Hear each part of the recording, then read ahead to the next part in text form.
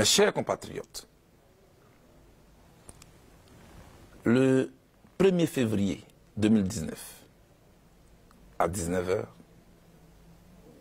les portes de la prison se sont ouvertes pour le président Laurent Gbagbo et moi. Aujourd'hui, je peux enfin m'adresser à vous en homme libre. Pendant ces longues années de détention, j'ai sans cesse pensé à vous, à vos familles, à tous ceux qui vous sont chers, ainsi qu'à notre bien le plus précieux que nous avons en commun, notre pays, la Côte d'Ivoire. Si le fil du dialogue a été rompu par les circonstances que vous savez, rien de vos questionnements, de vos inquiétudes relatives à l'avenir de notre nation ne m'ont échappé. Pas plus que les douleurs qui vous ont affligé et qui continuent malheureusement de vous habiter aujourd'hui encore, semblant jeter un voile épais sur l'avenir. Notre avenir que nous sommes pourtant obligés de réinventer ensemble. C'est ce dialogue que je renoue aujourd'hui avec vous tous, sans exclusive. Quelle qu'a été votre opinion sur ce que j'ai vécu? Que vous m'ayez accablé ou que vous n'ayez jamais vacillé dans la confiance placée en moi, je suis heureux, très heureux de me retrouver en votre compagnie, en homme libre. Je conçois que dans notre pays ballotté, martyrisé par une tempête si féroce et interminable, chacun a eu 1000 raisons d'être mécontent et de se laisser gagner par la rage et la haine. Pourtant, ici et maintenant, mon message à votre endroit est d'abord un message d'apaisement. Ensuite, ce que me dicte mon cœur en ce moment, c'est de vous dire toute mon affection. Ma singulière et profonde affection. En vous l'exprimant, je ne vous rends qu'une infime partie de soutien et de l'immense amour que vous avez bien voulu me témoigner pendant ma détention.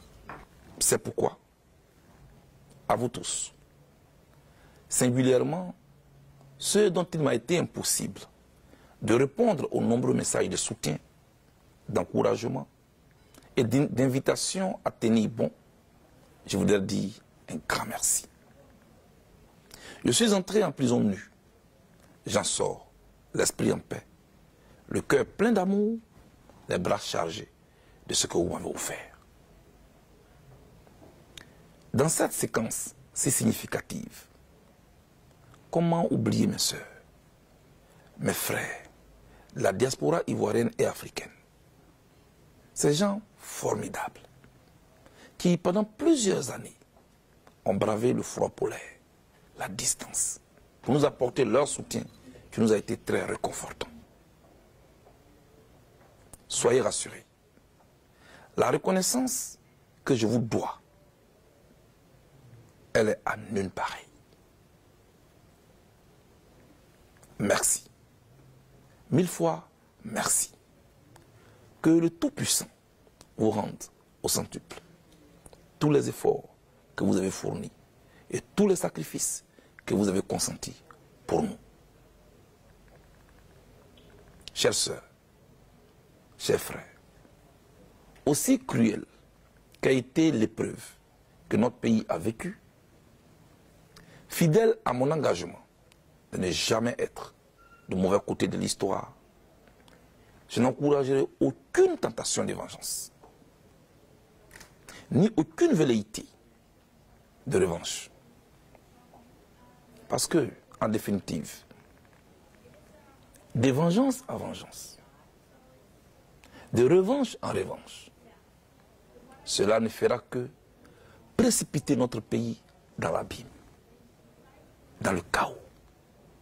Bref, dans un déclin irréversible. En revanche, je suis disposé à encourager toutes les initiatives en faveur de l'édification d'une société qui sache tirer les leçons de son passé douloureux.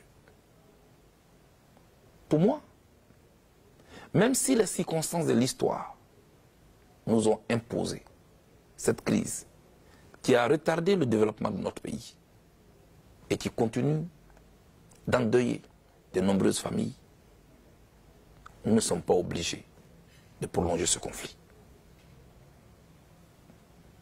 Ne nous y trompons jamais. Les sociétés qui avancent, les pays qui engrangent d'importantes victoires sur le marché concurrentiel de développement sont ceux qui savent tirer les enseignements, tous les enseignements, des événements douloureux qui jalonnent leur histoire et forgent leur communauté de destin.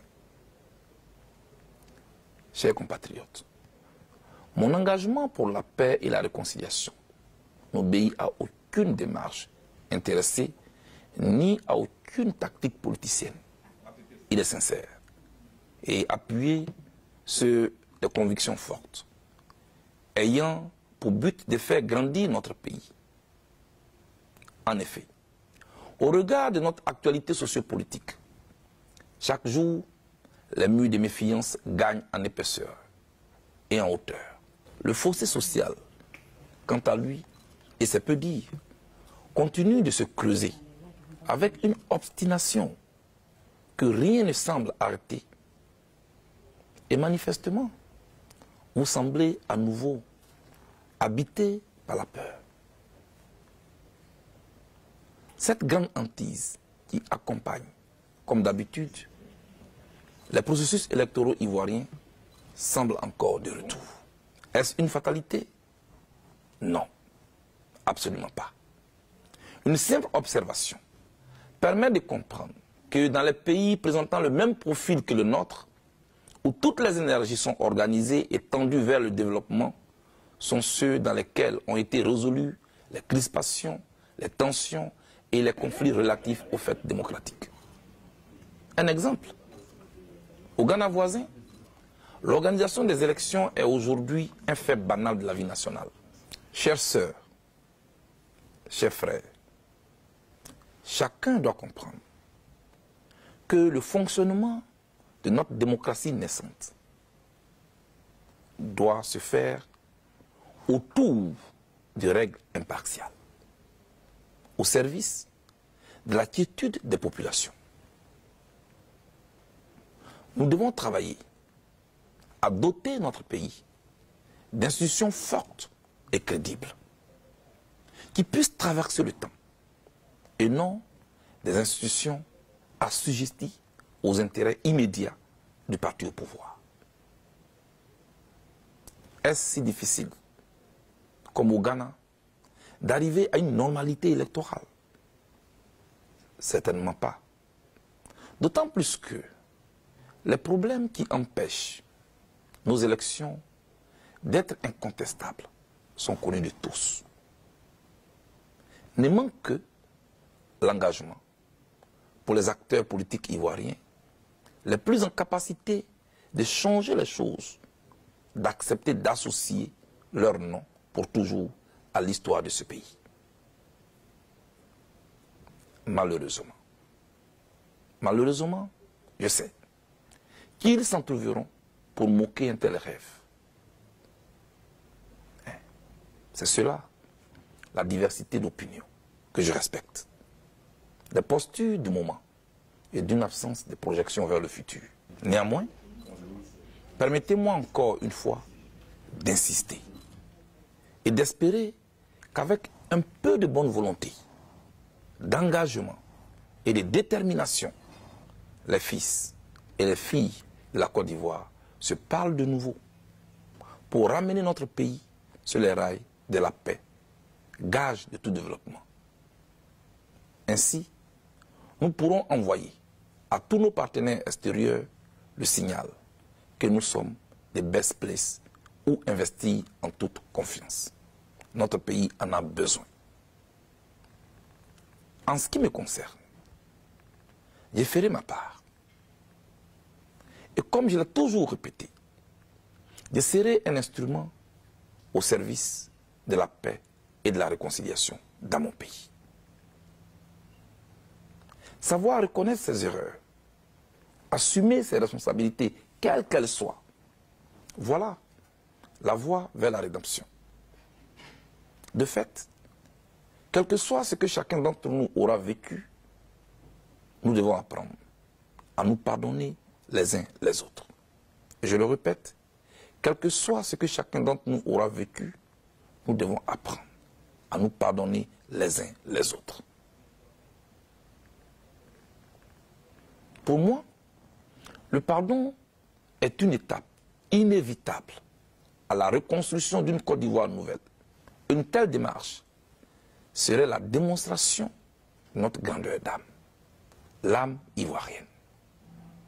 Elle est aussi, et vous en conviendrez aisément avec moi, l'un des plus grands signes d'espoir. Ensemble, nous devons construire notre pays dans le respect de nos différences d'opinion, de religion et de provenance géographique. Tout comme nous devons inscrire notre engagement et notre culture politique dans une compétition saine, c'est-à-dire débarrassée de toute violence et surtout loin des armes. À cet égard, je voudrais affirmer ici qu'aucune ambition politique, aussi noble soit-elle, n'est au-dessus de la vie des Ivoiriens, d'aucun Ivoirien. La vie, elle est sacrée.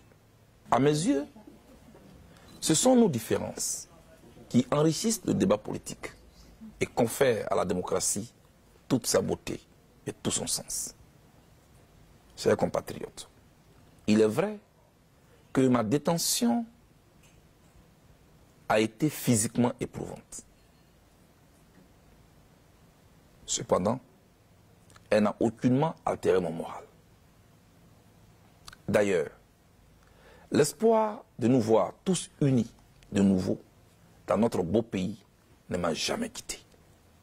Un pays qui procurera à chacun et à tous ses enfants les meilleures opportunités de vie, une meilleure éducation, des soins médicaux appropriés, une justice équitable et un environnement qui garantisse la sécurité de tous. Que Dieu nous bénisse, que Dieu bénisse la Côte d'Ivoire. Je vous remercie.